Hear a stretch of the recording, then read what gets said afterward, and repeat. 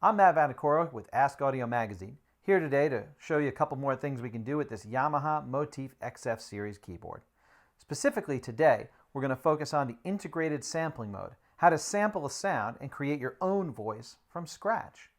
The integrated sampling mode has a couple of ways to get your sound in. Today we're going to deal with the analog inputs on the back.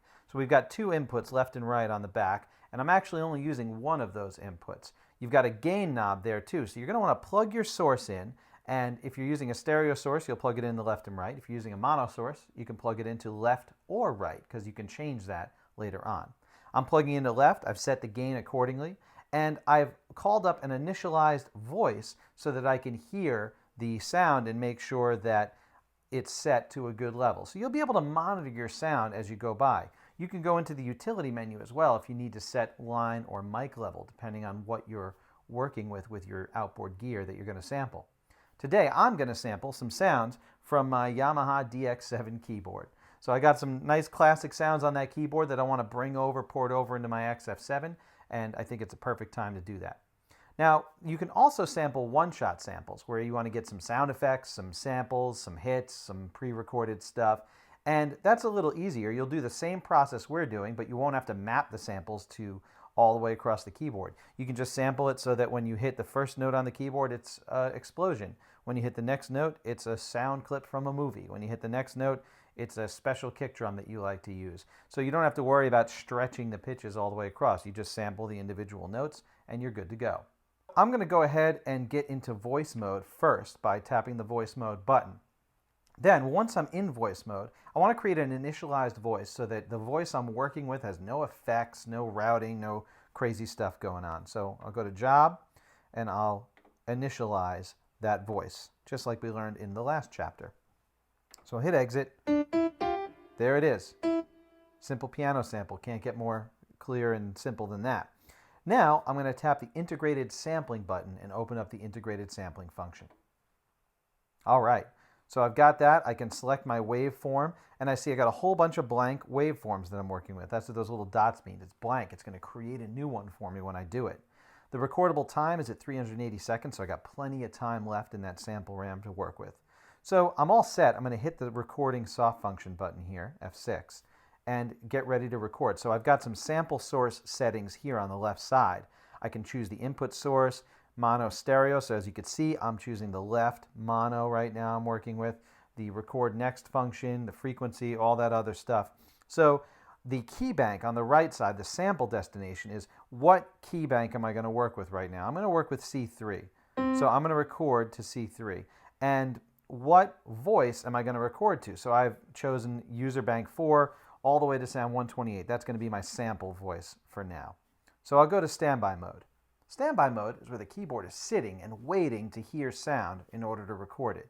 So this way I don't have to worry about hitting the record button and then always having a couple of seconds or a millisecond, depending on how fast I can get over to the other keyboard, a blank space before my sample. I don't have to worry about that. I hit record, it doesn't start recording, it just waits. And then when I hit a note, it'll start going. I can see as I hit the note here, I can see the input level on the right-hand side going back up. So I can decide the trigger level of where should it start recording. I could raise it up high, or I can leave it down low. I'm going to leave it low for now. So I'll hit the start button, and it's not recording. It's sitting there. So as soon as I hit the note C3 over here, it starts recording. I see the waveform being written, and when it's done, I'll let go of the note, and I'll stop recording. There it is. It's all set. It recorded my sample. I'll hit enter. It will write it, and it's ready to go. Now, if I want to, I can actually change and record some more sounds right here into that same, multi-sample that I'm setting up. So instead of recording C3, I'll record an octave higher, and then we'll pitch stretch C4. So now I'm going to record C4. I'll go back into standby mode by tapping the button. All right, here I am. I'm ready to record C4. I'll hit start. I'll play an octave higher over here.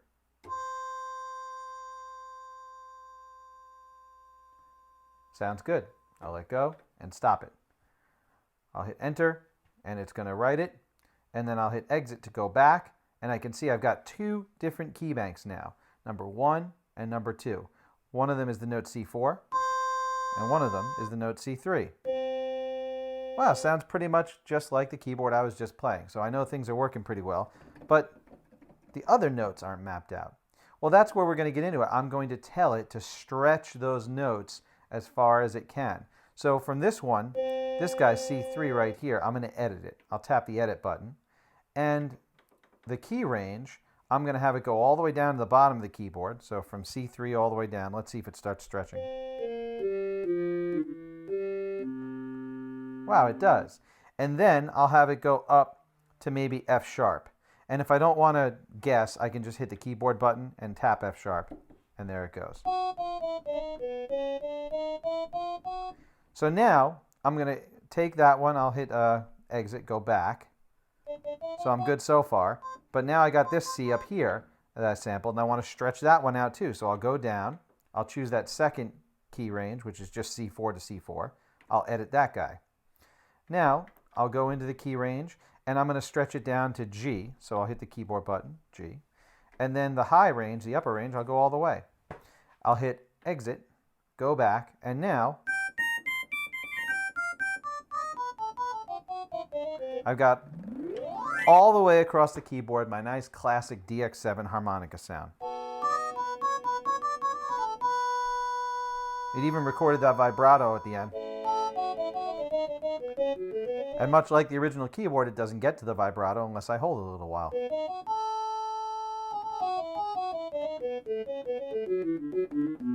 I can even pitch bend.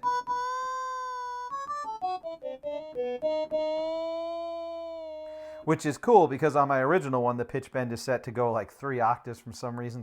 I must have set it like 10 years ago, and I don't remember how to undo it. So might be easier just to sample it over. All right, so as you can see, as I start to get farther and farther away from that root note, the sonic clarity starts to drift. So I can determine how important is this sound to me. Is it important enough to sample every note? Or maybe I should sample in fourths, and that'll be enough. You can determine that. It all depends on how complex the original sound is and how close to it you absolutely must get. A lot of synth sounds, you don't have to worry. They're not very high fidelity, so you can sample one note and just stretch it and pitch shift it.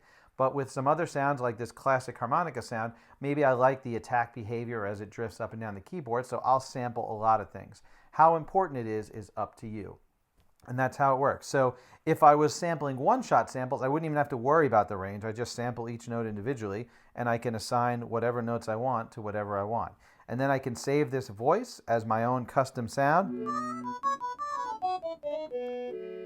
And now I've got my DX7 harmonica to take with me. So that's how to use the integrated sampling mode in the Yamaha Motif XF series. I'm Matt Vanacoro from Ask Audio Magazine. I hope you had a good time checking it out with me today.